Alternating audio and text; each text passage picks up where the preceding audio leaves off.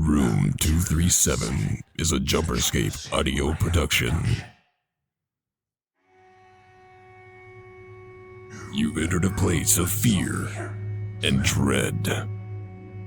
Welcome to Room 237.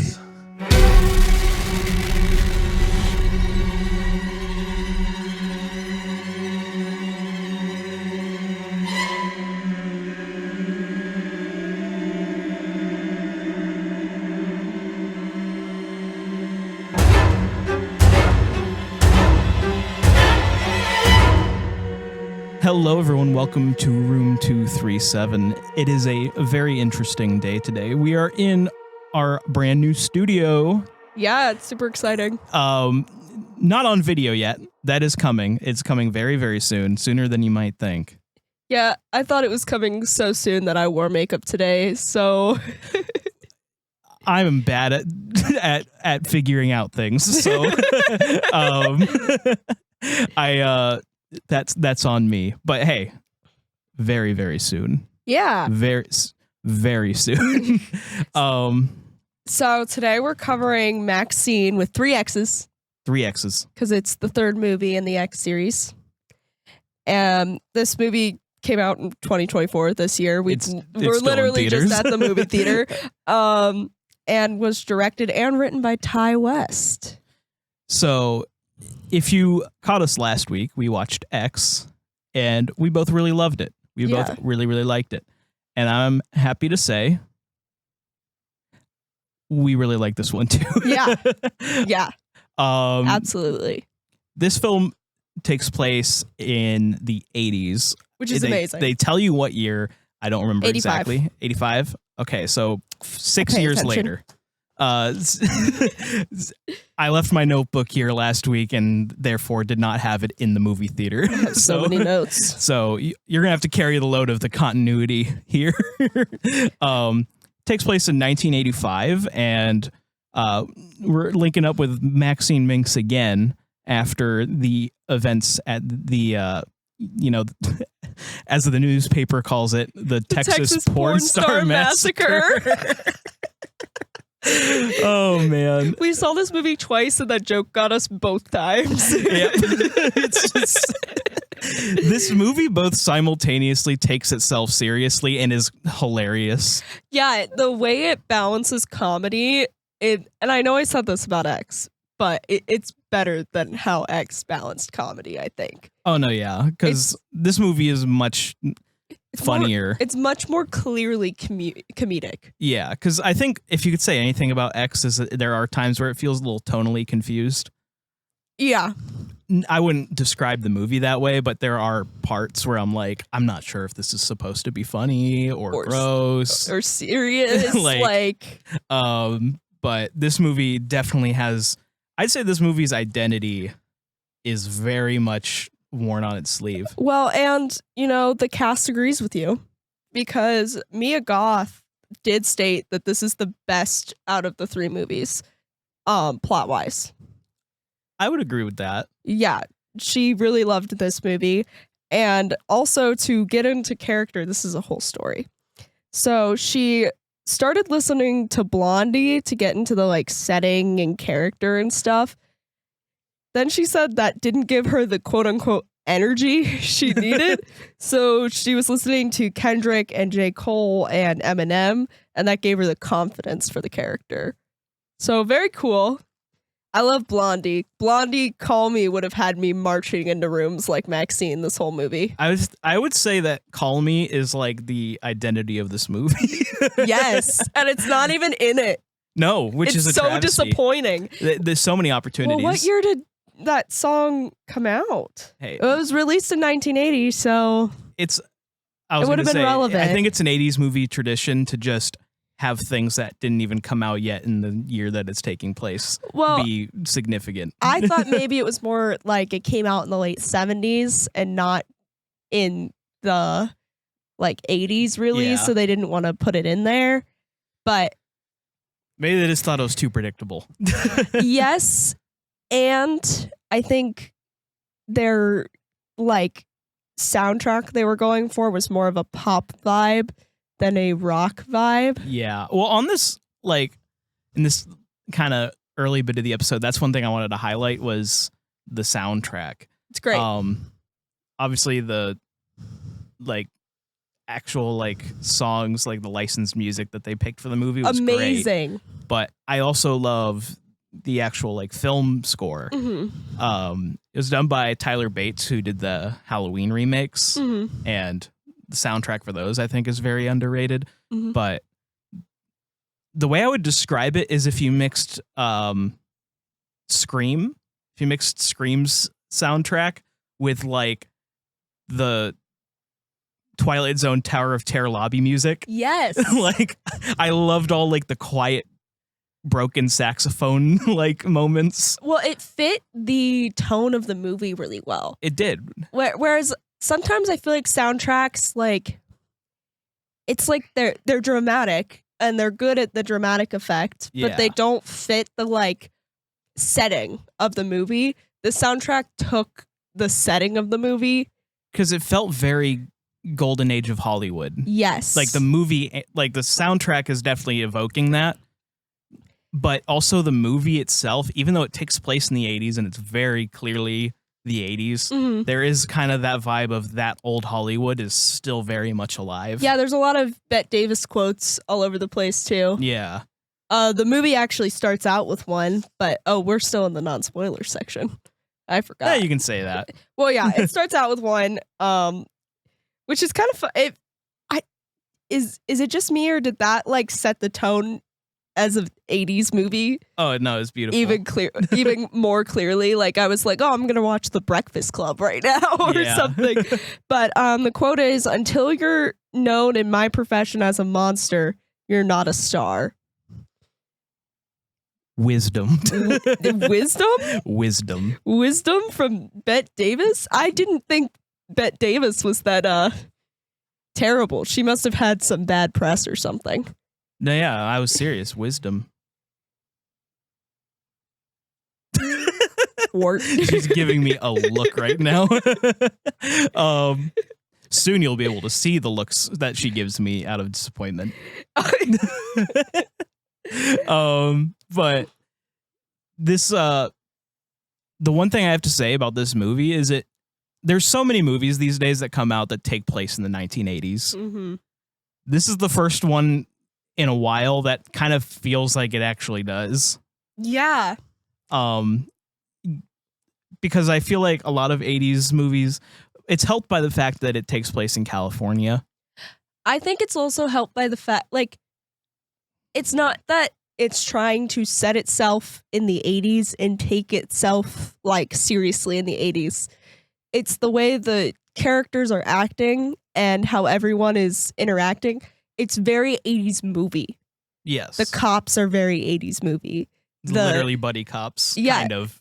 They're, like, in a procedure. They're in, what's the really popular one? Miami CSI, maybe? It's a procedural.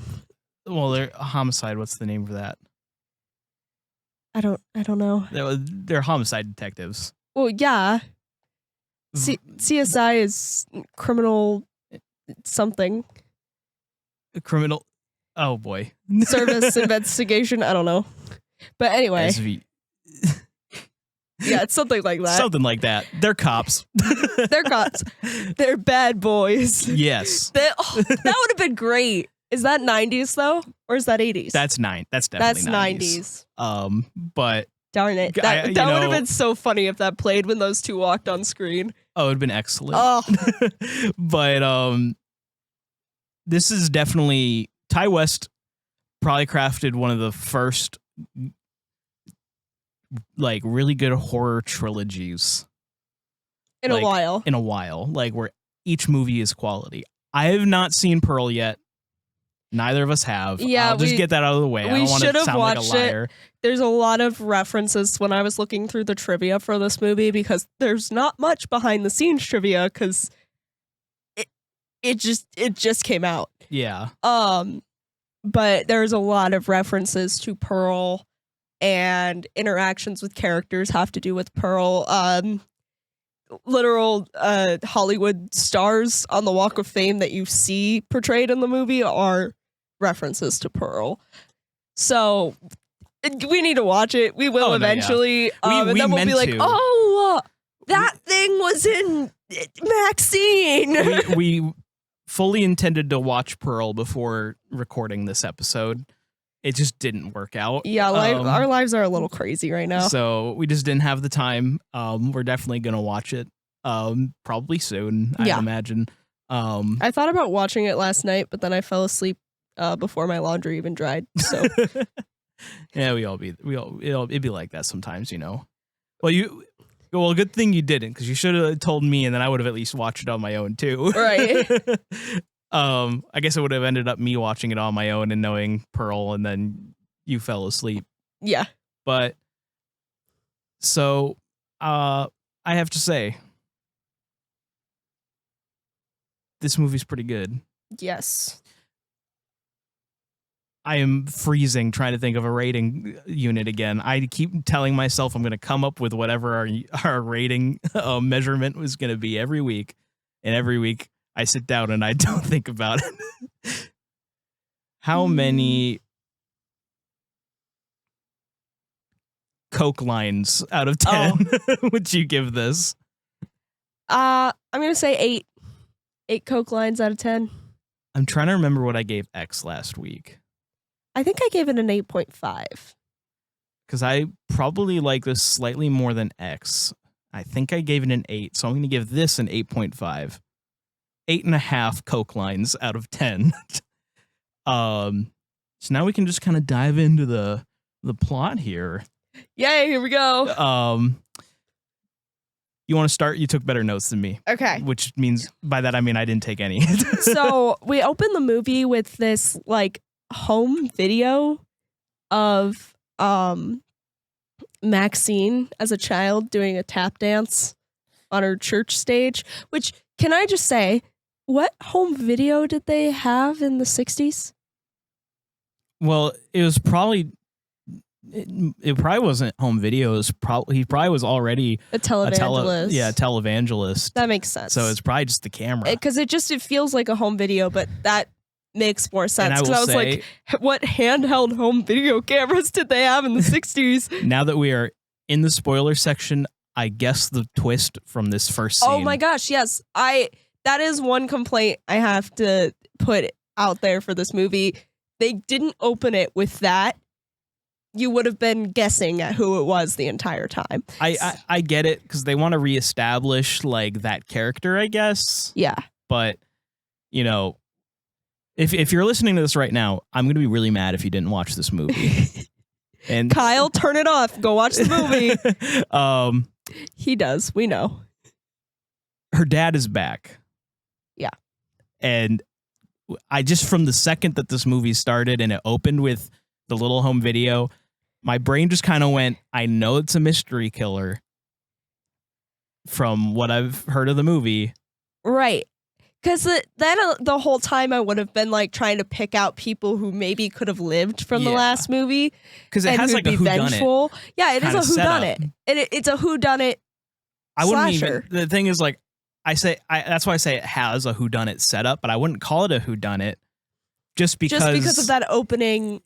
Just because of that opening, and it doesn't play with the idea of someone who could be innocent being the killer. There's no red herrings. There's hardly any investigation, really.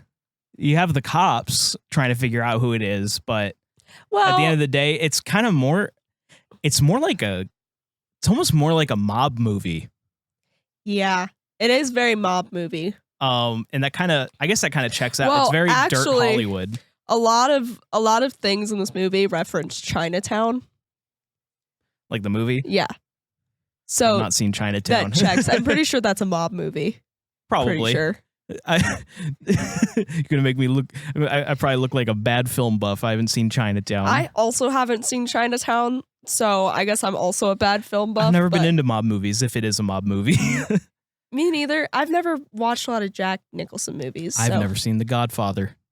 I also haven't seen The Godfather, but I still know. I think that's a more acceptable thing to say in our age group, though. Yeah. I feel like a lot of people in our like late stage Gen Z, or would it be early, whatever, can say they've never seen The Godfather.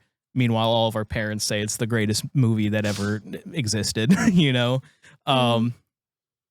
It'll happen one day. But this movie really has a great kind of whodunit kind of setup, but the plot isn't really a whodunit. It's more of a character study, if anything.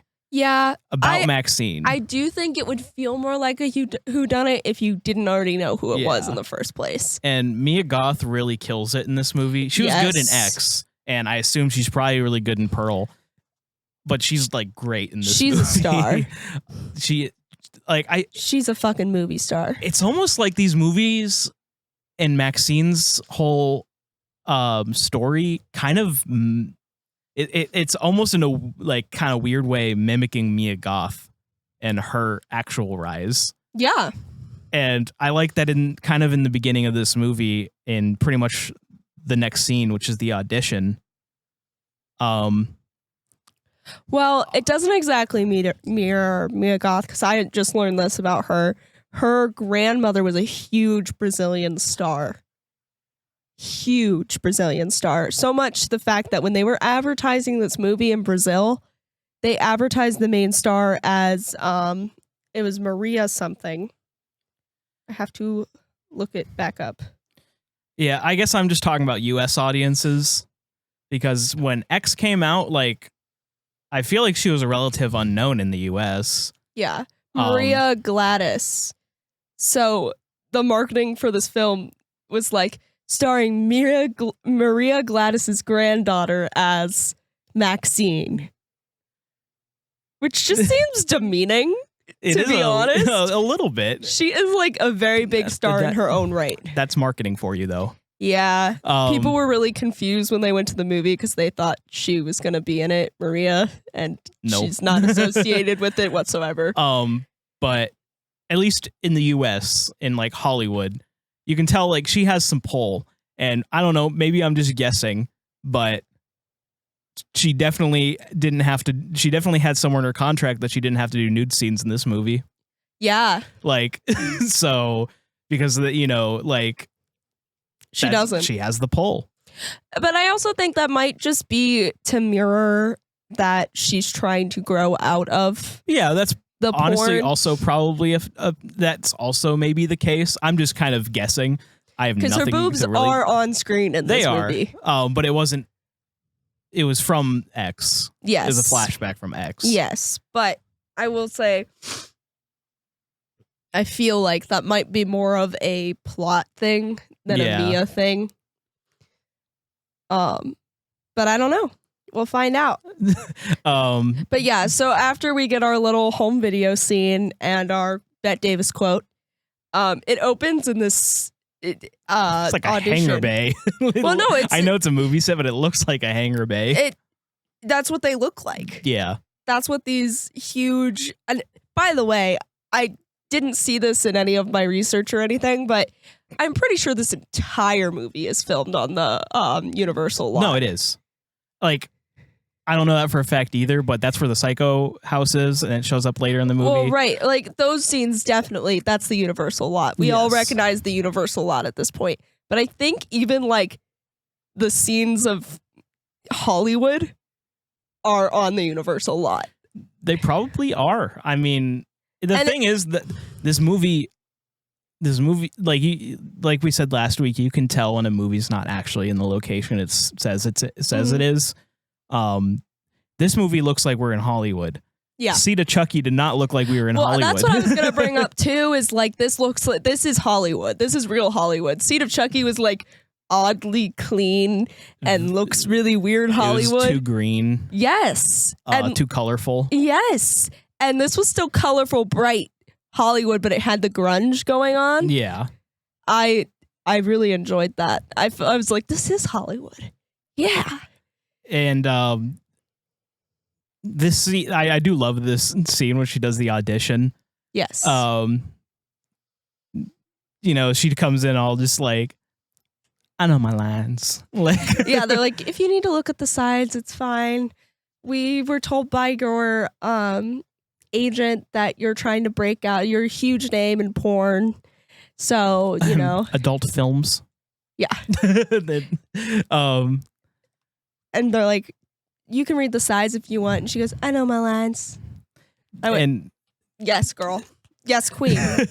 Please. And I just loved the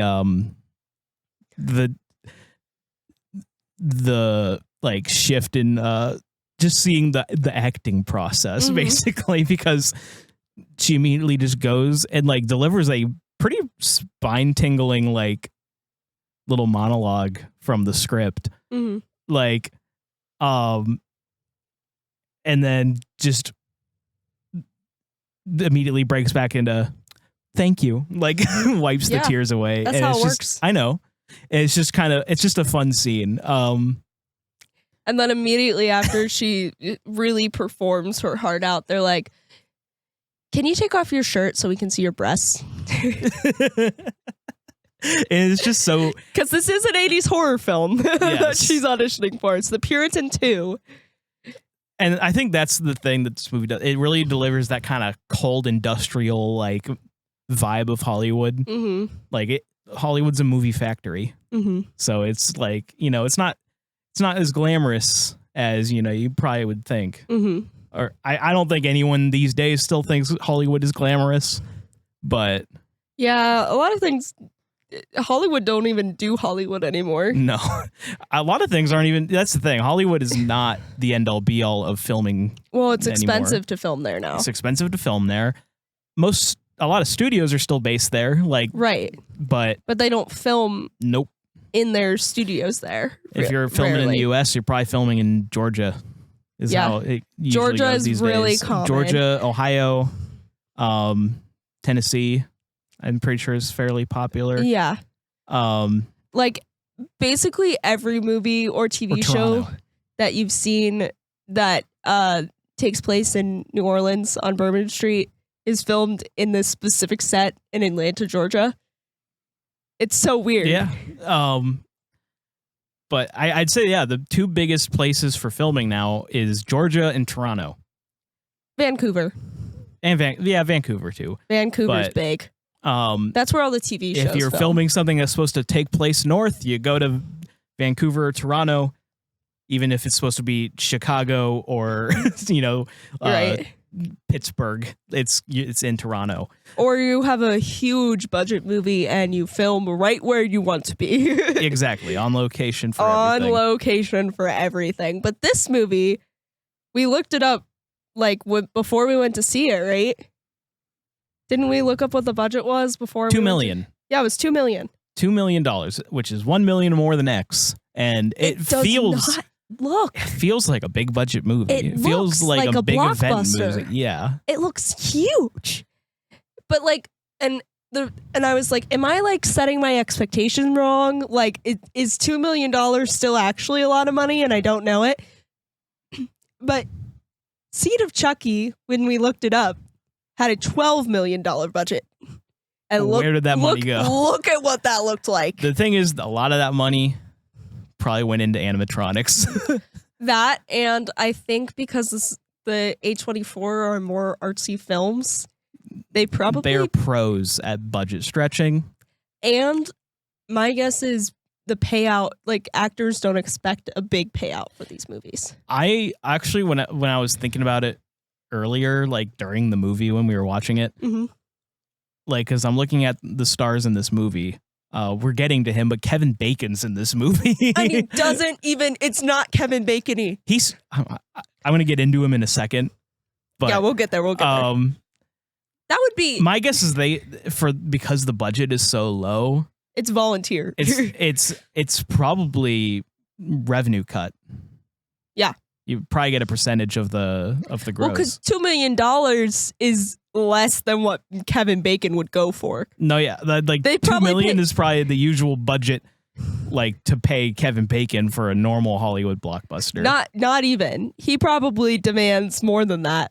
I mean, they probably paid him more than that to be in that Guardians of the Galaxy special. Yeah, I think he definitely this is definitely, you can tell this is a movie that he just saw the part and wanted to play the part. Oh yeah, because he lives in this. He steals the show a little bit. Absolutely steals Like the Mia show. Goth does an amazing job, No, but like- when I leave, I think about Kevin Bacon. Like it's Mia Goth is the star. Yes, undoubtedly. Kevin Bacon though is the movie. Yes, because he is, I mean, maybe I haven't seen every movie he's been in, but this is such a He different shows human being. off his acting chops in this movie. But we're about to get to him. Oh yeah. So, the next note I have is I love that it sets a more humorous tone from the beginning. Yeah, because she leaves the. Oh wait, we didn't talk about this has the best opening credits ever. But I guess first she leaves and she just like, y'all better go home because I just killed that. Like, Yeah. And all of them are like, bitch, what? And they're all these blondes who look almost exactly like her. And that's when the music kicks in. And It's great. this, What is the song? This was a great song. And I know the song and I can't think of it at the moment. this Keep has talking. to be the best like opening credits scene I've seen in a while, because just kind of starts with the credits, follows her to her car, and her license plate is the title card, which I thought was cute. And then Oh yeah, it's ZZ Top. yeah, Give me all your lovin'. that's right. Okay, but That is rock. It's less pop. we basically kind of get a more like a compilation of basically what is the 80s vibe we're going for. It kind of cuts through a lot of news footage and other things. Like you see, old Ronnie Reagan up there talking about how, America is whatever. I forget what he said. You get news clips of the Night Stalker.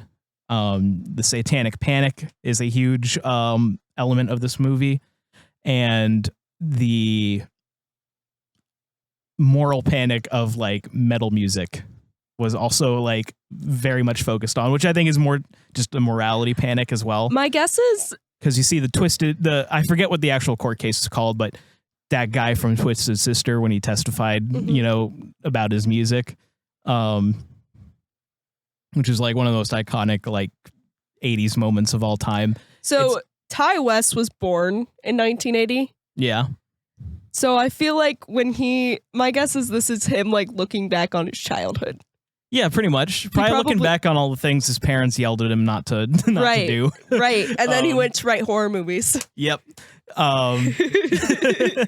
And this movie really does like sets up the tone, sets up the kind of version of the world we're in. It's got that 80s font, like the font they use for like Saved by the Bell and stuff. Oh, it's great. It's amazing. Everything's done in it. And normally when I see that in a movie, I'm like, that looks so cheap. It works here. It works perfect here. It has kind of a VHS kind of And filter over it Yes. too. And this movie very flawlessly cuts between the VHS filter and being in HD. Yeah. It's really great because like we're seeing these opening credits, it's got this VHS-y kind of filter, and then she drives off and it widens the frame again. And boom, we're in HD and this is real life and we're experiencing this movie in real life. Yeah. And I think that's it this movie like goes back and forth from just being an 80s movie that you're watching and being an experience you're living in. Yeah. And it's great. Well, because they turn up the film grain to the perfect like level. Yes. To where it's still 4K like high quality HD, but it still has that grindhouse smudge of Vaseline over it, if that makes sense. It's got the vintage orange going on. Yes. And it's there's so many shots in this movie that are just like stunning. Just amazing. But Maxine, we just kind of follow her going back basically to a video store, which... No, not a video store. She's going to a strip club that in the back films Oh, that's right. porn. I wanted to skip to the video store because I like the video store, but I forgot about this. This is also important. No, yeah, I my brain was just like, yeah, she went to the video store, right? And her good friend that she works with there, is like, you want to go to this party in the hills with me? And she's like, no, I have to work. Like, Stay close, stranger. The room awaits you after these messages.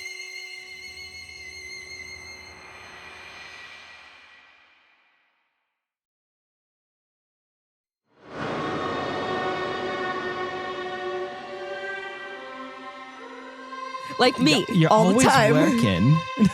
Like me, all the time. And you know, her friend leaves, and that's when she goes. Well, first she goes home, and her agent calls and is like, "Yeah, you didn't make this music video." Also, I love Giancarlo Esposito in this movie. He's a mobster. That's why it feels like a mob movie. I wrote that later in my notes, but like the first time I watched it, I was like, "Oh, he's just an agent who's got like connections to the mob." No, he's fully a mobster. The thing is, he's playing such a different character than he usually plays because he's kind of been typecast as stoic, scary guy. You know? I've seen this before. You haven't watched Once Upon a Time. No. He's the magic mirror in Once Upon a Time. And he's great. Okay. And he has the same kind of vibe when he's not in the mirror. He's like this kind of like cool dude. Well, I've only Panicky. seen him as Gus from Breaking Bad, Moff Gideon in The Mandalorian, and what's his name in The Boys? The guy in The Boys. I haven't watched The Boys. That's okay. No, it's not. It's a pretty good show. I like Jensen Ackles too much to have not watched The Boys. Well, he's only in one season. Then I just need to watch the season where he does the Blondie cover. Fair enough. I'm mad because his performance in The Boys is actually like one of my favorites, and I can't remember the character's name, but he's always kind of a stoic, buttoned up bad guy. And then it's like he has a bad toupee, and like he's so the 80s agent. But it makes it like the mobster thing. Like it took the second watch for me to like feel it. Oh no, yeah. Because the thing is, you know, maybe it's just his calling, but he does end up being that the last time we see him. He's not super stoic though. But he still has that kind of scary. He's scary, but he's like he's Giancarlo look. But he's very much like, I'm a mobster, but this work isn't serious for me. Me being an agent is my serious work. Mobster is just so I can get rid of the people that I don't like. He's probably just one of my favorite actors right now. So anytime he's in something, I get excited. And I didn't look into this movie before we watched it. I just wanted to go in basically blind. I didn't watch any trailers. I didn't watch anything. So when his name popped up in the opening credits, I was like, the opening credits when we first watched this movie. Kevin Bacon also caught us off guard. Oh my God, this person's in it. And this person, what was the budget for this movie? This is insane. Because we didn't know Kevin Bacon was in it either. And when his name's popped up, we were like, Kevin what? Bacon? We were like, Footloose is in this movie? Oh my God. And there's a really cheeky Footloose nod later. That's for sure. Well, yeah, like that's the other thing about this movie. It doesn't feel like it references 80s horror films that much. I think we get that in the Puritan 2 stuff. Yeah. But when it comes to the actual movie, like in X, almost every other scene we were seeing a reference to an old horror film. Whole thing felt like Texas Chainsaw Massacre. In X, like almost every other scene we're seeing, okay, this is a reference to Texas Chainsaw Massacre. Yeah. Okay, this is a reference to Psycho. Okay, this is a reference to The Shining. And it very much was the product of its influences. Yes. This movie, it is the product of its influences still, but the influences are just regular 80s films.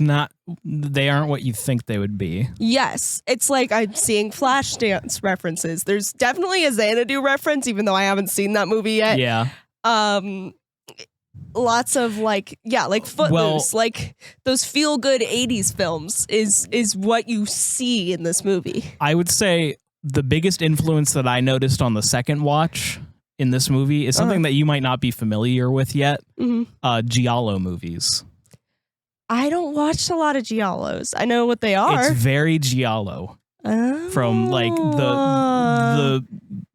the color and brightness of like blood in the movie, the just bright colors all around. The killer has gloves. You only really see him in like close. It's very Giallo. Oh my god, it's an American Giallo. Yeah, technically that's not even possible, but you know, it is a Giallo basically in everything but being Italian. Oh my god. Yeah. Yeah, I didn't put my finger on that, but now I get it. Well, like, you know, I'm a Chucky guy. There's a famous Giallo. What is that? There's one that's like really deep famous. red. Suspiria, that's the one I'm thinking of. Which I plan on covering very soon. Yeah, because you love the soundtrack. It's actually my favorite horror film of all time, so I'm surprised I have not covered it. I've been saving it for closer to Halloween. Fair. It has a very Halloween vibe. Fair. But yeah, it's very Giallo, and that is like all over the movie. Mm. Yeah. But yeah, it's very well put together, but that opening credit scene gives it to you. And so we then see her go to work her night job, which is like Hollywood showroom or something. It's called the showroom. Yeah. It's one of those gross places where people pay to go into a private booth with a one-way window and our Giallo killer walks in with his gloves on and everything and goes into Maxine's room, sticks a quarter in the machine and is watching her and tears the like pain apart. Yeah. He's very angry, I guess. He's something. He is very frustrated at the moment, which is part of the tone of this movie that it's trying to set. It doesn't have. That is one thing I can say about this compared to X. It doesn't have so clear a message. I feel like it's more about the story, and I think it is. That's why I call it more of a character study. Yeah. It's more about just Maxine, because fulfilling her mantra. Yeah, because X I will not live a life I do not deserve.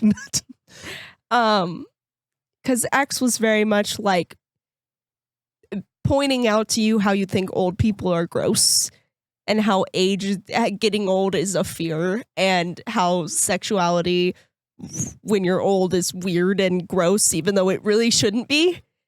Whereas this movie doesn't have that clear, this is my message for you. This is what I'm using to gross you out. It's very much like it's a plot. It's a story. It's a character study. You're right. But I feel like we do get a little bit of a message here. It's the father-daughter thing going on. And since we already discussed that, that's so gross. I don't care what your intentions are, Dad. Why are you going to watch your daughter do stripping? That's weird. Clearly, when you on and first being watch, so frustrated about it. On first watch, when you don't have a confirmation of who the gloved killer is, even though we pretty much knew. Yeah. It's you're just like, okay, he's stalking. Right. But with the knowledge that it's her dad, it makes it really weird. So gross. Even though he obviously is not the most sane human being. No, definitely not. It's still just like, that's disgusting. You're a disgusting person. I know you did all the murders, but this is crossing the line. But yeah. When we're thinking of the father-daughter connection there, it's really gross. But she then goes outside. She's already outside, and one of her friends comes up. Halsey. I love That's her. who that was. Yeah. Okay. And honestly, I know we're just getting Lady Gaga to be Harley Quinn, but I really want her to do Harley Quinn because she'd also be really, really good. Like, Gaga should do it. Gaga's had the Harley Quinn thing for years. People have wanted Gaga to be Harley Quinn. Yeah. But Halsey would make an amazing Harley Quinn. Yeah, probably. She has. I don't know. I don't know her. Sorry, well enough. it was just that scene. I was like, damn. She makes a brief appearance in this movie because she also makes reference to a party up in the hills that she's going to. Yeah, an amazing house right under the Hollywood sign. Yep. Sounds a little familiar. Yep. And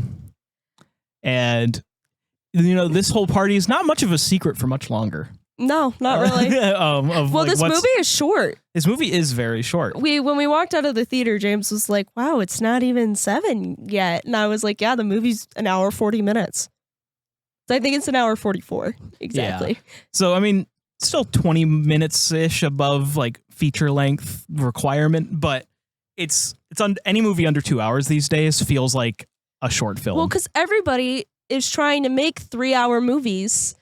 And this aggravates me because if you don't have your shit together to make a 3-hour movie, if you're just putting scenes in there to put scenes in there, I hate your movie. I have to pee the whole time. A movie has to earn its length. If a movie wants to be 3 hours, it has to earn that 3 hours. I feel like it is more a testament to a director, a writer, to the film. If you can tell a really good story in a 2-hour time frame or less than 2-hour time frame.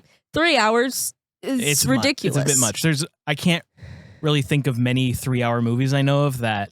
I can tell you one that's terrible, Endgame, but we have disagreements on Endgame. I hate Endgame. I used to think Chapter 2 earned its length. It didn't. It's just the unnecessary scenes. There's a lot of unnecessary scenes, and then somehow a lot that's still missing. Yeah. Why did Mike never get his own solo section? Because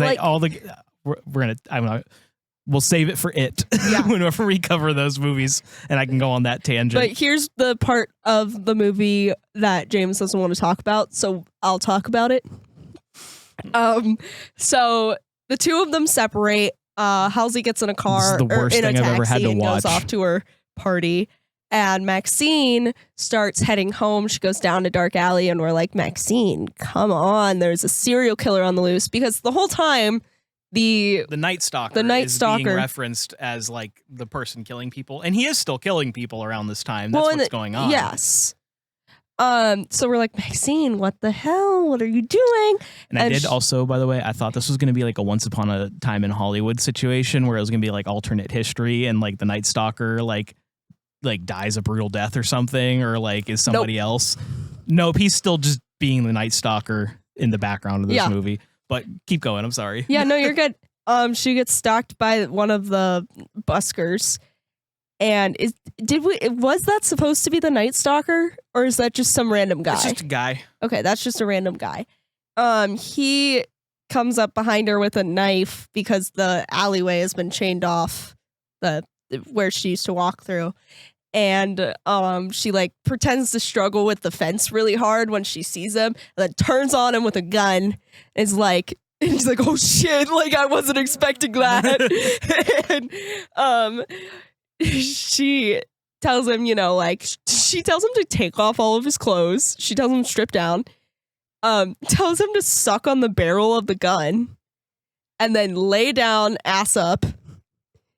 And she walks around, takes her stilettos and stomps his balls. Stomps the hell out of his balls. And you see every bit of it, and it is the worst thing I've ever had to. I've watched so many horror movies, but this is the first thing that I've ever seen in a horror movie that made me like. He curled up into a ball. Unimaginable pain. I was like cheering, and James was like, yeah, the guy, oh god. The guy deserved it, don't get me wrong. But it doesn't matter. I could not deal. And I tried to keep my eyes on the screen on the second viewing, Well, yeah. It did not. I couldn't do it. I was like, okay. Here's one of the other big differences between this and X. The kills are much more gruesome. Kills in all, I would say all of the gross stuff is much more gruesome. I'd say more over the top. This, not including this, because this is one of the most brutal things I've ever seen. I would say X's kills are a lot more real. Does that make sense? Yeah. Okay, maybe not maybe not the alligator, but you know. I see what you mean by that. This does feel, the kills are more 80s slasher, but with a realer effect. And the blood don't look that fake. 80s slashers. Yeah, it's a very, well, it still has that very bright red kind of look. Yeah, but it feels like a filter instead of like fake blood. Yeah, but like I said, it's very Giallo. Mm-hmm. A lot of close-ups. Yeah. A lot of like hand raising with knife close-ups and stuff like that. Yes. But after this, she goes to hang out with her gay best friend who runs the video store. And they watch The Puritan, the first one. Yeah. Oh, we forgot to mention, she got the part. Yes, she got the part. She got the part. She's in The Puritan too. So they're watching the first Puritan movie because it's studying, right? And they fall asleep and she hears a knock on the door. She goes to open the door and there's a elevator door closing and you just see man in all leather like disappearing behind the elevator door, and she's like, huh? And then looks down at her feet and there's an envelope, and inside is a VHS that has the recording of the farmer's daughters from X, and it's very threatening. With a nice little Texas police, like state police evidence like card at the beginning. Yep. And that freaks her out pretty bad. Would do the same to me. But she just decides to go to sleep and move on, basically. Yeah, because her friend wakes up. And is like, what are you watching? Nothing. Like, just rips out the VHS. It out, sticks it under her bed, and is like, this is a problem for another day. So she goes the next day to set to have a cast done of her face because her head's going to get chopped off in the Puritan too. So they need to have a cast of her face. And they put the goop on her. And this scene is amazing. And the effects specialist puts a timer on for 10 minutes and walks away. And as she's like suffocating from the goop, because I have seen like videos of this being done before. Normally, this looks like a nightmare. There's normally like a thing in your mouth so you can breathe through your mouth, and little things through your nose so you can breathe through your nose. They didn't put any of that on her. That's concerning. She was like suffocating. Like, this would be absolutely terrifying. And because she's like she can't breathe as well. She starts having visions of Pearl in the window, and she feels these hands come and start choking her. And so to get away from the hand, she tips the chair back and like lands back on her back and hits her head probably pretty hard, and just starts like wiping it away, wiping the goop off. And before she wipes it, there's this piece of it that while she's freaking out just comes down and drops. Like, it's a huge piece that comes off of her nose and just a glob and just drops on her chest, and it lines up perfectly with the music. The score gets like really intense right when that drops, and it was such a good use of something so like benign. No, yeah, I mean, like, when you hear about how casts are done, I feel like everyone goes, that would freak me out. Like, getting a cast done sounds just like a claustrophobe's nightmare. Oh yeah. It's terrifying. And as someone who recently discovered they are probably claustrophobic, no. Whoever was doing it, they are not getting up. They're not saying, I'll be right back. They are staying there and just like being present until it's over, because I would be freaking out. Yeah. And it's funny. I was at work, and I went into our liquor closet, and it's just this tiny, tiny little like thing. And I was like, I wonder if I can close myself in here because it opens and pushes inside the closet for some reason. I mean, so it's not in the way of like people, I guess, on the server alley. Yeah. I work at a restaurant, and I closed the door, and I was like, no one would even know I'm in here. I'm hiding. And then like, I was like, why is my heart racing? Why can't I breathe? Like, and I was like, I'm claustrophobic. And I didn't know. And I ran out of there. Yeah. But yeah, this would be horrifying. It was a great use of it for this movie. But after that, she just kind of like it cuts to her like running to her car, and they hand her like her script, the call sheet, everything. And they tell her that the director wants to meet with her later today. But as she goes to start her car, she notices a note on her wipers and picks it up, and it's like, I like this reference for a good time call. Yeah. It's not the number. I wish it was. Oh, I can't wait till this movie comes out and I can do screen grabs, because there's got to be so many like 80s movies references, Pearl references, X references, like everywhere. Yeah. So she, goes to the nearest toll. Is that what they're called? Toll phones? I don't. Payphone. Thank you. I know that. I just don't have a brain right now. Generation gap here. I'm not that. And I'm not that old. So, I'm not an iPad kid, guys, okay?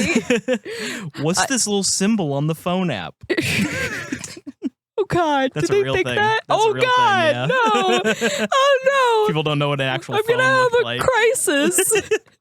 Don't do that. We'll go reference back to the Nightmare on Elm Street episode, because all we talk about is the phones and that. Yeah. the old technology. But she calls up the number, and this is when we get to meet Kevin Bacon as Labont. And I know that's his name, but I'm going to call him Kevin Bacon. yeah, we're calling him Kevin Bacon, even though he's just not very Kevin Bacon-y in this movie. But yeah, he's a very scummy looking PI. Yeah, he's meant to mirror Jack Nicholson in Chinatown. That's apparently like exactly Jack Nicholson's outfit in Chinatown. Oh, well, there you go. So I haven't seen Chinatown. I haven't seen Chinatown, but apparently that's what he looks like. Jack Nicholson, I know you retired, but like you could still do stuff if you felt like it. Hey, I mean, actors retire so early now. Yeah. Like, I didn't realize how old Kevin Bacon was. I don't know if they made him look even older for this, but I mean, he doesn't look as old as he is, I'm pretty sure. Yeah. Remember what he looked like in that Guardians of the Galaxy Christmas special? I haven't seen it. You haven't seen that? No, I haven't. I'm Marvel checked out after Endgame. Okay, but that one's fun. Yeah. It's ridiculous and fun. I started and watching it's a Guardians thing. 3 the other night, and I don't think I watched Guardians asleep. 3. This is just a too Christmas special, though. Like, I watched it around Christmas because I was like, oh, Kevin Bacon's in it. Let's watch it. But, so she calls him. He's like, meet me at this place. And she's like, okay. And she opens up the note, and it reveals a yearbook, like a photocopy of a yearbook she was in, and it's her circled Maxine Miller. It's like, I know who you are. So she's like, oh, okay. Goes to meet him. He is really smoking it up inside this restaurant. He's smoking in almost every scene he's in, to be fair. That is true. It is definitely part of the character. And he just puts on this voice that I'm my client. Like, it's very what's the detective's name in Knives Out? Is it also LeBlanc? Maybe it's something like I that. haven't seen Knives Out either. Oh, I'm sorry. I'm trying to up my movie watching. I went through a period of not watching watch movies. Knives Out together. Really great movie. Isn't that horror technically, or is it more mystery? Isn't it more like mystery and like comedy? Yes. I mean, there's still like gross stuff in it though. Yeah. Normally, gross stuff is what makes it horror. When it comes to like those mystery movies like that, I feel like it's normally, do you see people get killed? If yes, horror. If no, not horror. Kind of. So every Marvel movie is a horror movie because you see people get killed. No, I said mystery movies. Okay. Those mystery, there is a genre called thriller. Yes. Which is horror adjacent. Whatever. We have to have a whole episode where we just debate what horror means. Yes, we do. Because we have different episode. opinions. I think it's great. But she meets up with him. He tells her to go to this location in the hills. Yeah. And he's kind of threatening. And she's just a like, little bit. She's not into it. So she's kind of like, fuck you. Have you ever thought? Have you considered? Have you considered fuck you? And gets out of there to meet with the director. She does end up opening the envelope that the address is written on, and inside is the newspaper article that says the Texas porn star massacre. Amazing joke. Incredible. It was incredible. It was like, hey, did you know where my the inspiration for the setting of this movie was? Do you know? Texas. Did you know that I was trying to kind of give the vibe of Texas Chainsaw Massacre? It definitely looked just it definitely mimicked almost like every shot in that movie. But she meets up with her director, who's great. It's Liz. Brennan? Something like that. Something. It's Liz. She's very British. Yes. I think that's the best word to describe her. That's not what I was going to say, but we'll just go with that. Very stiff upper lip, British. She's very hard. I was going to say she's very, I'm an artist. You're an autist? Artist. God. I was saying it with an accent. I think that's a scene from a movie or something. I've heard that before many times. But she takes her around the Universal lot and she's like, facades are weird. Yeah, pretty much. But she says it in the most insufferable indie director way possible.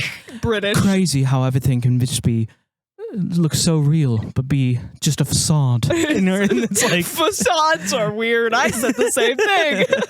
It's like it's clearly like the character they're going for is. Oh yeah. Like, what if you took the insufferable like girl next door type and turned her into a like 40-year-old artist woman, making everything philosophical and just. No, I think she's just John Lennon. Okay. Tell me that man wasn't insufferable. Yeah.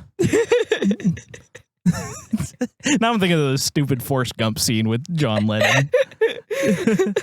But no possessions, no religion. Like I said, insufferable. Oh man. But she takes her around the lot until we finally come to the Bates Motel, which I thought was hilarious when we watched it the first time because I went, oh, they're pulling up to the Bates Motel set. That's so cool. And James goes, like he's like still watching it. And it's already shown the sign that says Bates Motel, and you still hadn't figured it out yet. And you're like, isn't that from Psycho? I didn't say that. You said, isn't that the place from Psycho? Isn't that the motel from Psycho? No, I didn't say that. That's what you did. I said so. I didn't say it like that. Okay. I said like, oh, like I had like a moment, but I wasn't. I didn't go, hey, is that the house from Psycho? My bad. But you insult me. I apologize. Stay close, stranger. The room awaits you after these messages.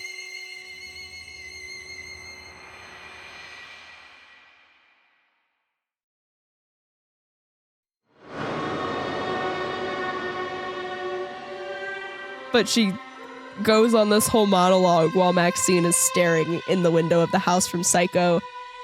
And again, it's referencing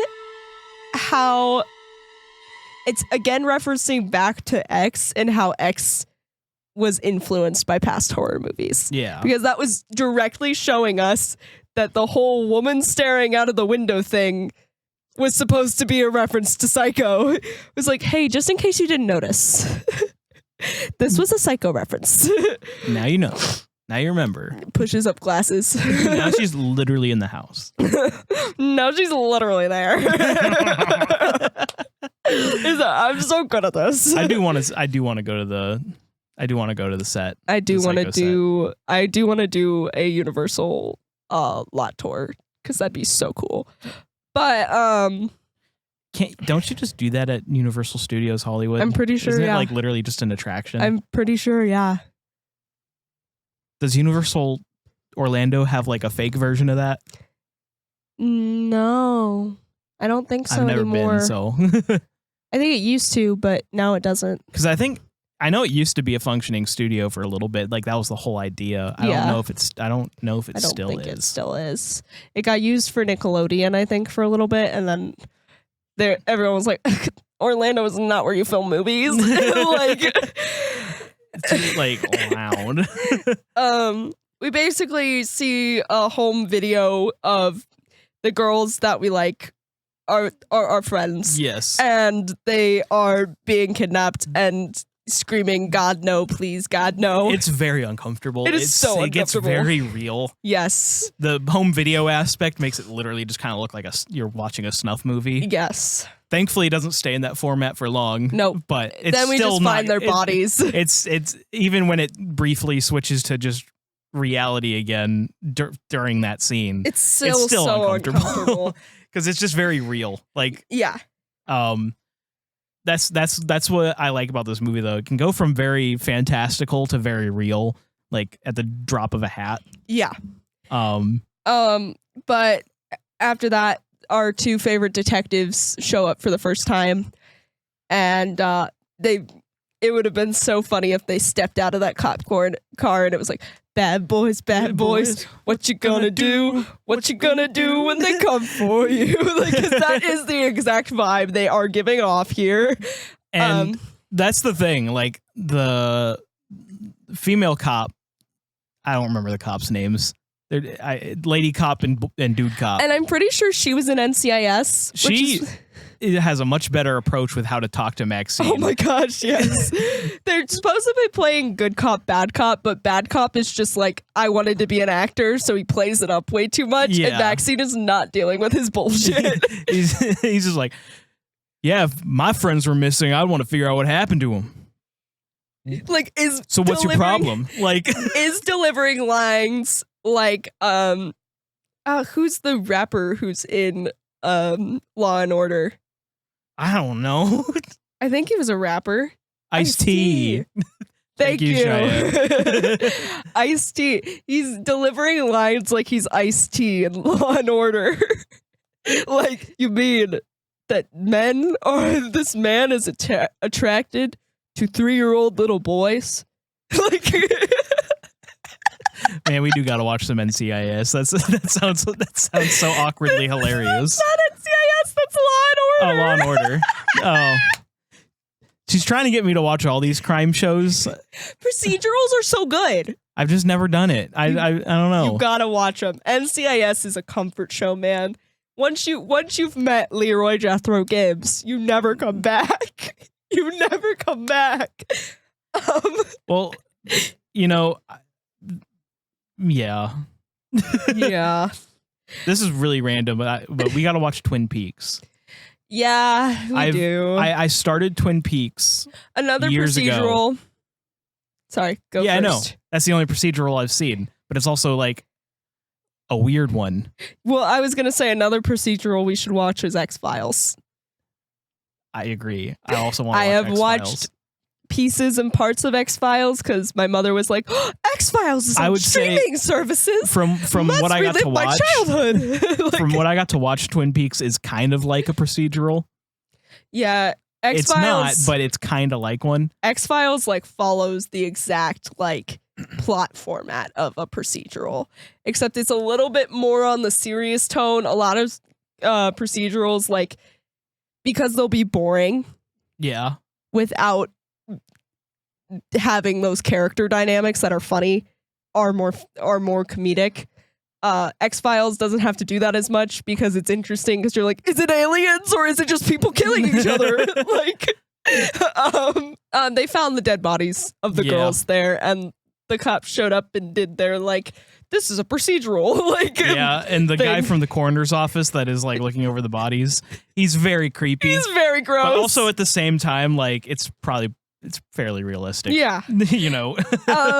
The next like kind of like 20 minutes of the movie is basically just kind of a cat and mouse game between Maxine and Kevin Bacon. Yeah.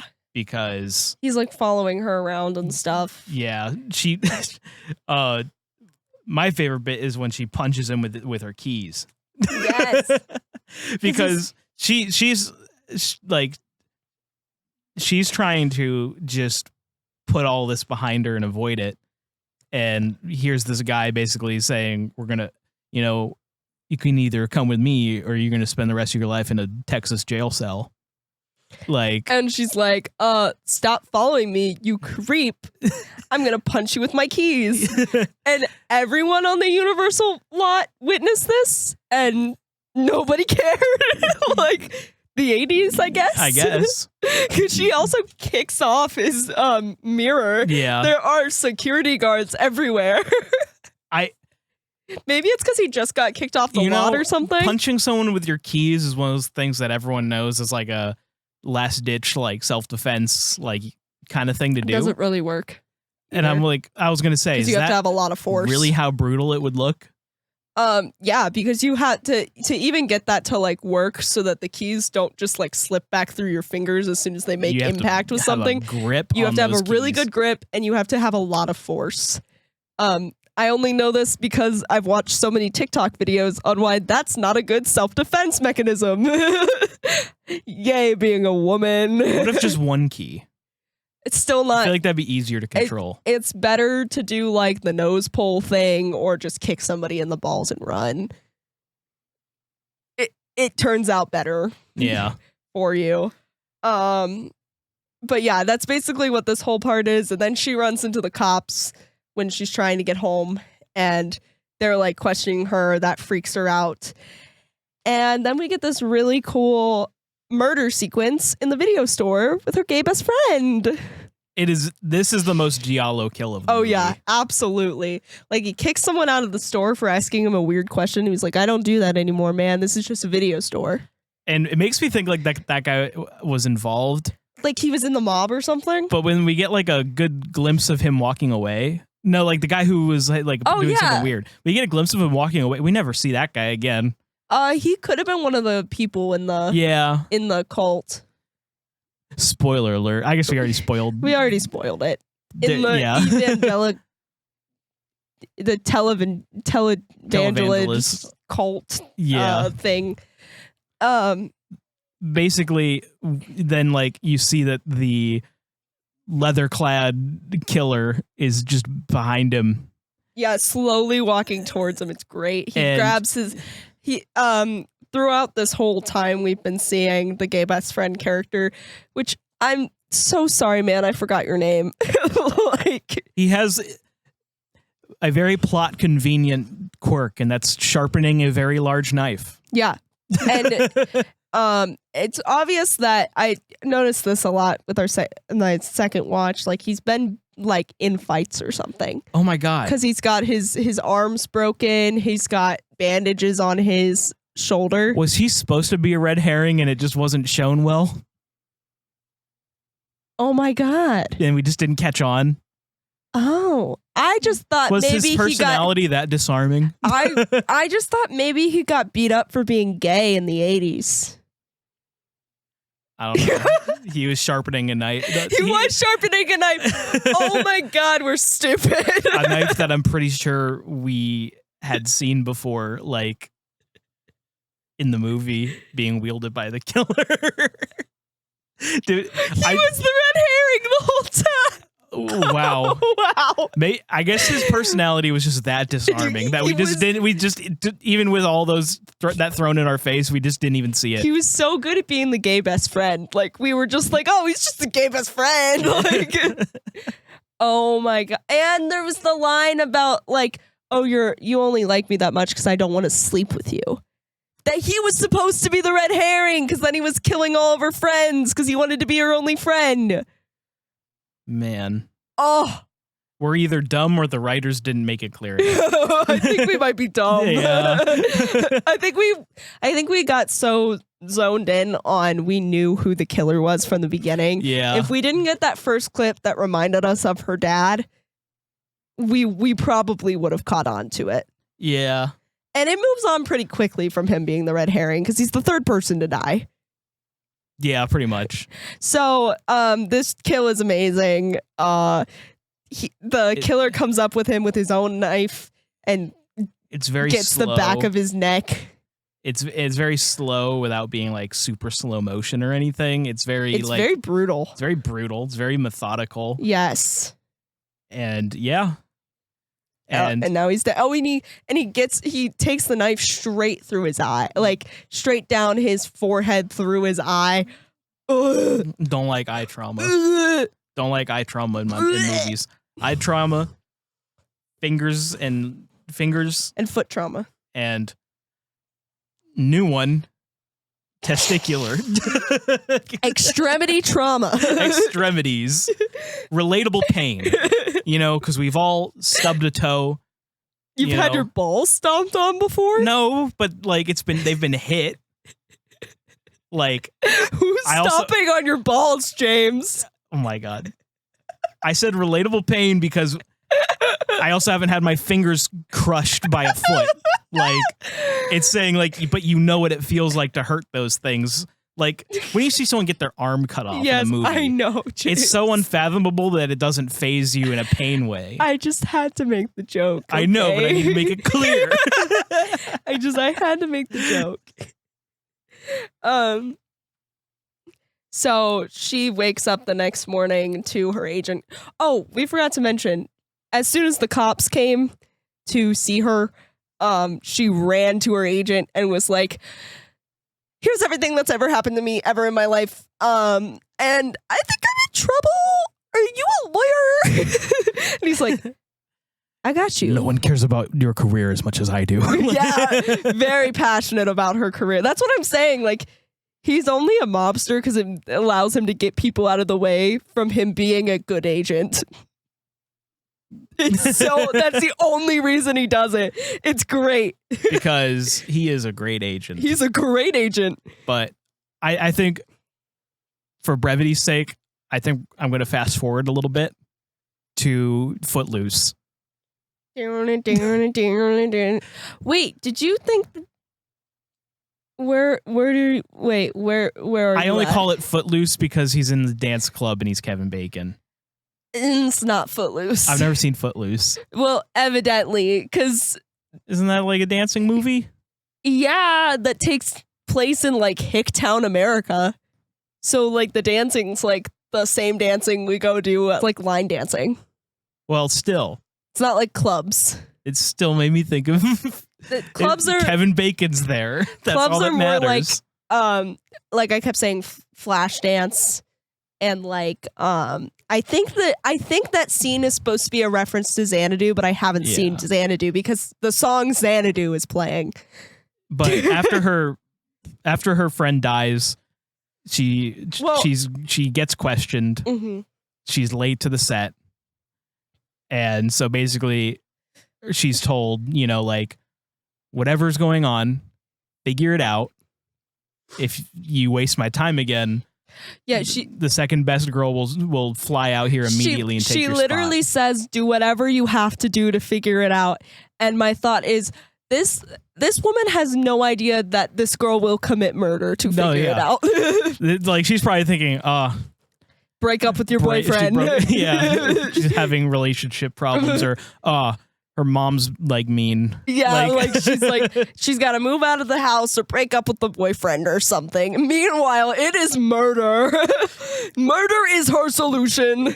Because she's just like, I intend to. Like, and so she gets all dressed up in the best 80s makeup. It's that pink, like you put the tape on your forehead and you do well, she does airbrush like you're supposed to. That's like the proper way to do it, is you airbrush this like box that fades. But a lot of people do it with like eyeshadow because not all of us can afford airbrush. Yeah. But she's a famous porn star, so she has a ton of money. And they go to a club and she lures Kevin Bacon back to the bathroom. Just for him to follow her outside and get fucking whacked in the back of the head with a baseball bat. It's great. And, man, I'm so sad because we're coming up on the end of Kevin Bacon's time in this movie. So unexpected. Can I just say, in a movie about murder, this was completely unexpected for me. Because he wakes up and he's in a car compactor. Yeah. In his car, chained to it. And basically, I'm thinking like, oh, they're just trying to scare him to get information. It's to threaten him, right? It's to threaten him to back the fuck off. No, they just press the button and kill him. And he's saying the you do got the devil in you, don't you? Like, no, he's saying the Lord's Prayer. Yeah, the whole time. Because that's the joke. Is like he says, "Our Father who art in heaven." Because he says, "You got the devil in you, don't you?" And then she's like, "I thought you were an atheist." Yeah. And then they press the button, and he just immediately starts praying. Like, it's like he's the opposite of that character. He's doing the Catholic thing. Yeah. He's like he's throwing them Hail Marys. He's been I'm saying like he's been a terrible human being his whole life, and then like he's about to get crushed, and he's like, right before he dies, I accept the Lord and Savior Jesus Christ into my soul. Hail Marys. You're supposed to do something bad, confess, and then say a certain amount of Hail Marys and make it better. Yeah, he got crushed. Yeah, there's a lot of blood. The dogs lick it up. The dogs eat him. Like I was like, oh my god. Like I was like, oh, he's just really good at planning a murder out of the blue. And then I was like, and this is where he's a mob boss. This is where you get that little look at Giancarlo Esposito being Giancarlo Esposito, because he's just very deadpan. You go home. Make sure you do well in the movie. Yeah. We'll clean up the mess. And I'm like, oh, cool. I'm like, oh, cool. He's a mob boss. It very much had leave the gun. Take the cannoli. The only thing I know about The Godfather. But so she goes home and takes a shower and like throws out the envelope with the address on it and turns on the TV, and the TV's like, if you have any information about the Night Stalker, like you can save a life, blah blah blah. And she thinks back to when she was with the detectives, and the one woman detective said something along the lines of, I'm not worried about your past. I just want you to help me save the next girl. And then she has like a hero moment and is like, I gotta save the next girl. So she goes to the house in Hollywood, and the detectives have been tailing her this whole time. Don't know how they missed the mob murder. They must have started tailing her after she left the club. They probably started tailing her when she got from home. Her house. Yeah, because I'm like, good. They missed the mob thing that just happened. Okay. But I love this reveal. One, she goes up. There is a gondola. Yes. It's not what I expected. I expected like when I think of a gondola, I think of like the boat. A boat? No, I was thinking of like a ski resort. Oh, I was thinking of the boat. But yeah, a gondola.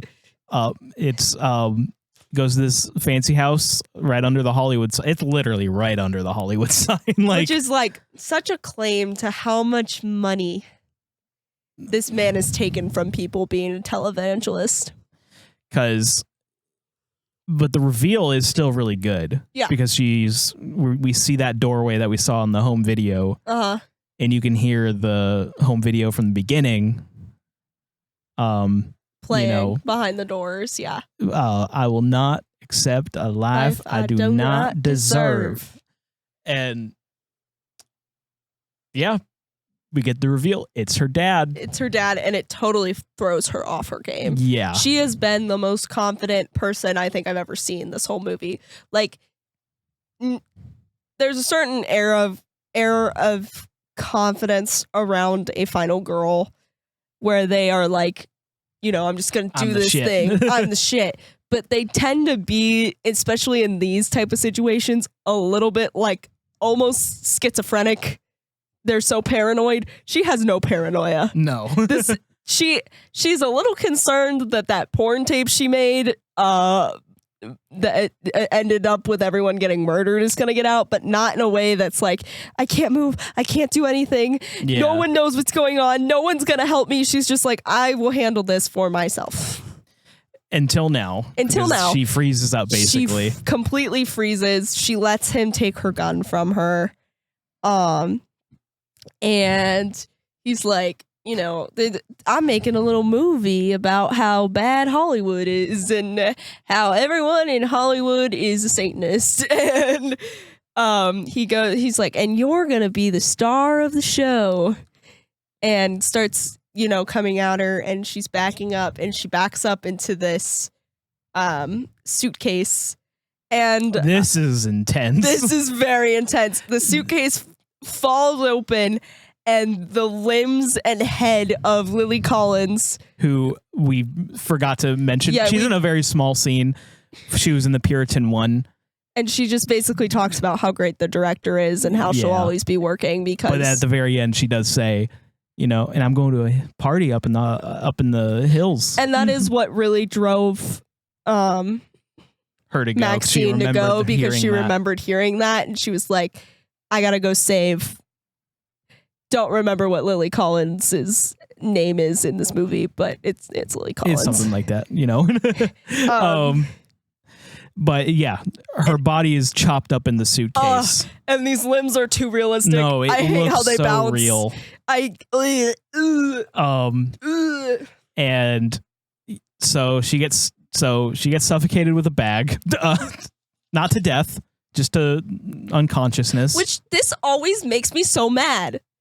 If someone sticks a bag over your head and they're trying to suffocate you, you immediately play dead because they're gonna let go of the bag.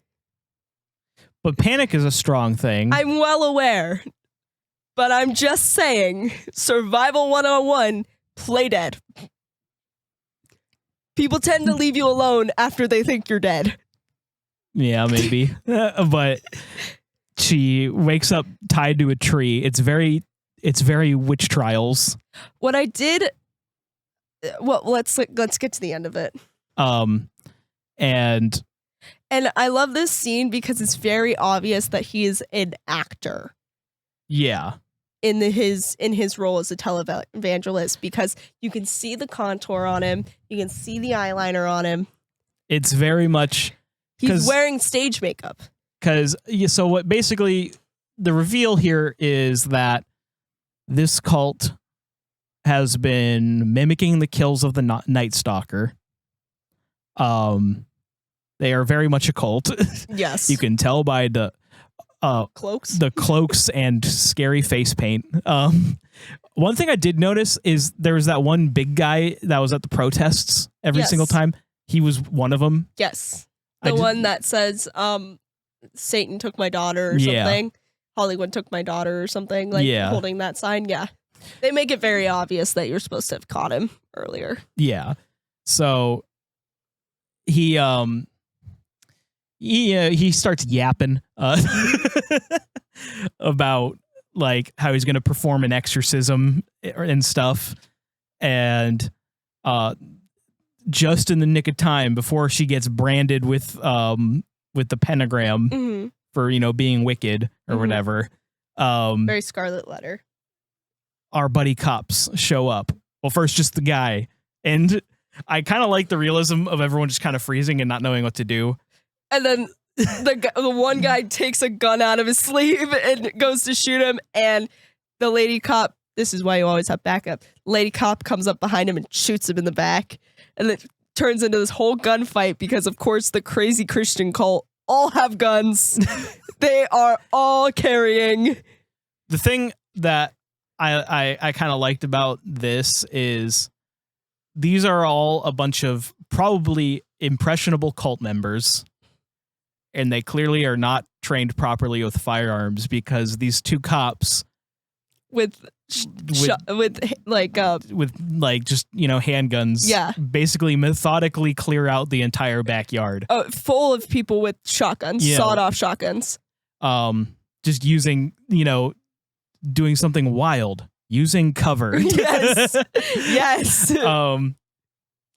And it's really obvious that they're not like trained or anything because like once one guy is shot, they're all like, what are we supposed to do? And the Reverend guy is like, guns! Fight. We gotta fight. You have guns! Like, you can fight them! Like, because he's basically, he's like tightens his grip on them, basically. Yeah. Like, just saying, like, why are you respecting them? Like, why, like, the cops, he's like, why are you respecting them? They're basically Satan.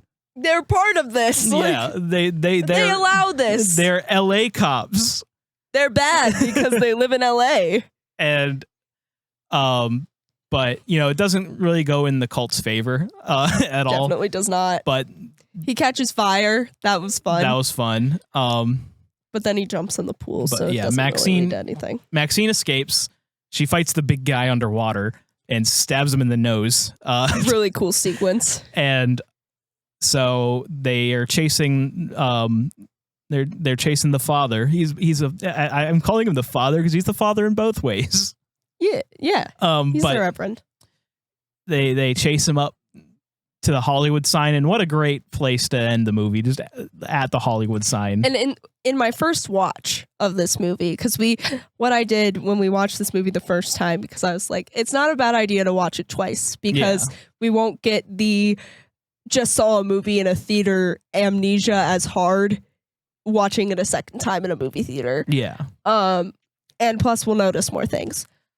So, but to keep our, like, this is the conversation you're having in the car right after you've seen the movie for the first time kind of air, I took a voice memo of our conversation that we had in the car after watching the movie for the first time.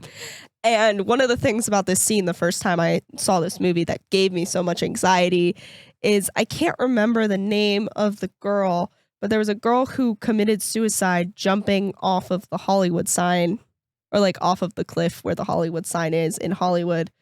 And was a huge deal. Huge deal. It was the first big like Hollywood drama thing that was like related to like death that wasn't like this person overdosed. Like that we know about. Yeah. And it inspired a lot of filmmakers, and I'm pretty sure Hitchcock, it inspired Hitchcock. And I'm thinking, oh my God, this is going to be a parallel, and she's going to fall off the Hollywood sign and Maxine is going to die. She's her. Because that feels like a Ty West thing. Like, that feels like something he would do. And she's very much closely, like, she's a lot like this girl. Like, I believe she was blonde, and that's why there's, like, Hitchcock blondes. Because he, like, models these women after her. I know, it's a vague memory that I learned this in English class when I was, like, in a freshman in high school. So it's very vague. And I'm like, oh God, she's going to die. So much anxiety. She doesn't, by the way, spoiler alert. She follows the cops up there. The first guy looks like he got shot and killed by another one of the cult members, not Daddy Dearest. Because there's another cult member that's dead on the ground.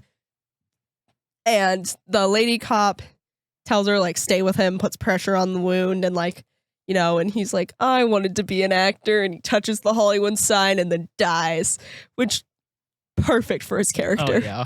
Perfect for his character. It's sad to see him go. It's very sad.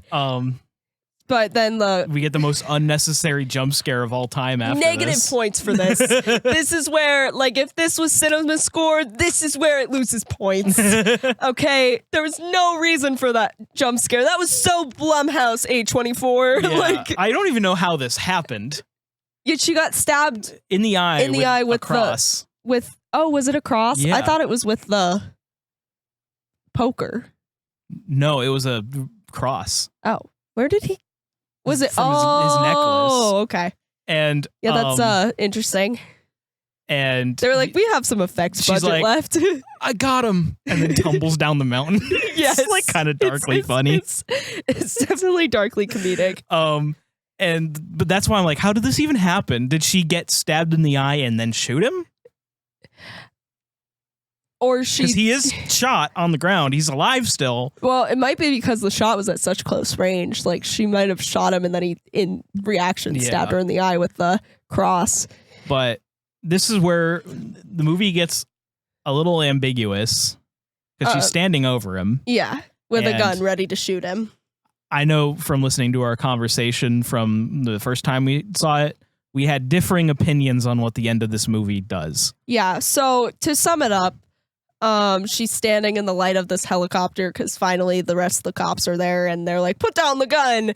And so it flashes maybe forward and she's having an interview on television and she's like, yeah, you know, I took down my father and it was dangerous and scary, but, you know, I did it, whatever. And then the movie premieres at the Chinese theater. Yeah, thank you. The Chinese theater. And she's a huge star and everybody knows her name and they love her. And she's doing an interview there where she's like, reminds me of something my father always used to say. And the helicopter blades, like the sound comes back in. And she's back in front of him and she then says like, I will not live a life I don't deserve, and then shoots him in the head. She says, say it with me. Yes. And then his head explodes. And then we jump forward to a month later. She is, what's the word for making the line of cocaine? Cutting it or something? You could just say making a line. Yeah, with her Screen Actors Guild card. I don't know drug terminology. I don't know. With her Actors Guild card, and instead of using like, I think in the first movie it was a $2 bill. Yeah, she's using she's using $100 bill and she's hiding her coke now because she's a Hollywood actress, so she's got to keep it on the down low. And you know, it's the 80s. They were all doing it. True. And she, hi kitty. And she does. The kitty always derails the train of thought. Always does this to us. Anyway, she goes on set. They have a little moment of silence for Lily Collins, and it's revealed that they're not going to kill her off in the movie because the beheading sequence they reference as a nightmare sequence. Yes. So she'll be back for the next Puritan movie. And on the first watch, Ashton took the I don't know if you still think this way. I don't know how you're supposed to take this. I think this is what it is. I'm going to lay it out. The helicopter blade starts and we just cut to the interview, right? Uh-huh. These two scenes, the interview and the premiere, are way too idealistic and grandiose to be what actually happens. Mm-hmm. Like literally, it shows her Hollywood star on the screen. Oh, it does, doesn't it? It shows she has a Hollywood star, you know, she's getting praise for basically murder. Yeah. She is the Puritan 2, which has been established to be a independent movie, a very like grindhouse. It's getting a theatrical release this time, but like it's still not Casablanca, you know, is getting this most anticipated film of the year. Here's the biggest star. You are amazing. Everyone loves you. And then when it cuts back to reality, the first thing she does is say with me, I do not want to live a life I do not deserve. That was the life she thinks she deserves. Okay, so on my second watch through, on my first watch through, I just thought that was what happened. Because I thought, like, you know, the way these movies have been cut before, it kind of does have just weird time cuts like that. I think Ty West just does things like that.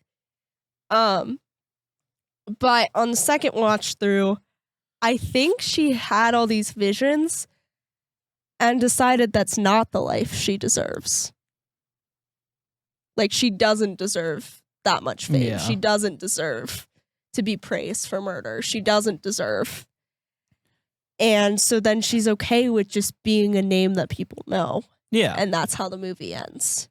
There's also another thing that I thought could be what happens is that she dies when he suffocates her with the bag over her head.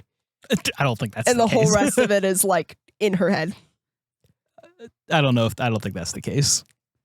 But you know, Never you never know. know. You never know. You never know. But essentially, I think what it leaves you with is she has a career.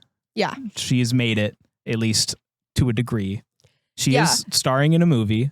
And Mhm. that's because what originally, why I was like so confused by your original take was it said 1 month later. And Yeah. and since the previous scene was still on the Hollywood sign, it's definitely 1 month after the Hollywood sign incident. And so Kitty is playing with yarn. it's very adorable and hard not to look at. Oh. It cuts 1 month later. You were like, no, they're filming Puritan 3. And I was like, they didn't even start filming the Puritan 2 in this movie. They barely started. I was like, that doesn't check out. So I think it's basically just cutting to, you know, now she's filming this movie, you know, and she can finally just have the life that she wants. Like Yeah. what she now with realistic expectations. Yeah. I would say with the ending that we came to, that I ended up figuring out on the second watch, I could see another movie. I don't think they should. I don't think they need to, but I think it'd be really fun to see more of a Scream style whodunit. Yeah. And her in the 90s and all the stuff that goes with that. Like also, maybe with her old life behind her, like Yeah. kind of more buttoned up, maybe Yeah. happier. And maybe one of the people in the Texas porn star massacre didn't die, or maybe murder just follows her for the rest of her life. And that is certainly an idea. Yeah. I think the story. I just want to I think see a that's a Ty perfect West ending, Scream though. style movie is what I want to see. And I I want get to it. see Mia Goth in it, and I I want get her it. to be pretty, and I want it to be 90s, and yeah. But I think this is a great trilogy, and I it would be a shame if they whiffed on a fourth movie. See, I don't see Ty West whiffing. I think Ty West holds himself to too high a standard. If it got if he handed, doesn't- if he it got doesn't want to handed, do it, yeah, if it got handed off to somebody else, that's where it would get whiffed. and I could see him saying my story's done, and if they want to be like, well, this makes money, you know, That's not A24 style, though. it's not. But If it was Blumhouse, if it was Blumhouse, you know, if they'd it was Blumhouse, be plotting 7 spinoffs already. Yeah. Like, absolutely. Especially But- because it's obvious that they can do these films on a low budget. that is true. That is Maxine. That is Maxine. It was a great movie. It was a great movie. I'm gonna say I think this podcast setup, this new set, is actually gonna be really good for our show. Yeah. This feels a lot more natural for me and you. Yeah. I can tell because how long was this episode so far? Oh, that's not that. I have no reference of time anymore. It feels so weird. But we're gonna skip Q&A today because I actually have a different thing. So last week, as in yesterday, but last week on the library we got PO box, and there was a little something for you. Oh right, I'm scared. Coaster. Aw, that's so cute. Isn't it nice? I love it. That came from our patron of the week, Keith G077. Aw, thanks, Keith. I'm pretty sure I remembered his actual name right. I don't have a reference. I'm definitely sure that was it. But Keith, you are the patron of the week. I was so scared that it was going to be something weird from Kyle. No. I was like, he printed out my AO3 fan fiction. Because obviously you guys can't see, and some of you don't, maybe are listening and don't even know what the library is. We were sent coasters with our logo and our names on them. And I'm holding it out as if there's a camera in front of me. Soon, like, look, soon. there it is. There it is. You all can see. No, you can't. This is an audio format. But yeah. So if you want to chat with us about movies, you can go to discord.gg/Jumperscape. And, you know, if you want a chance at being the patron of the week and other cool benefits, you can go to patreon.com/Jumperscape and you can support our products. Mm-hmm. I was trying to do a Giancarlo Esposito. I don't know if that worked. It says product a lot. And if you want to greenlight shows, you can go to ko-fi.com/Jumperscape and you can help us get some more cool stuff off the ground here. We would not be in this cool new studio without you guys. Oh yeah, absolutely not. It's awesome. It is awesome. I can't wait for everyone to see it. Yeah. We're so excited. We're already coming up with so many different ideas. Yeah, and plans. it's not done. It's not fully done yet. We have some adjustments, but yeah, it's awesome. It feels so real. But anyway, thank you so much for joining us here today, stranger. Have a good day. Bye. Thank you for joining us this evening, stranger. If you enjoyed your time with us, please consider supporting us at patreon.com/Jumperscape or join the community at discord.gg/Jumperscape. We thank you for your listenership and hope you enjoyed.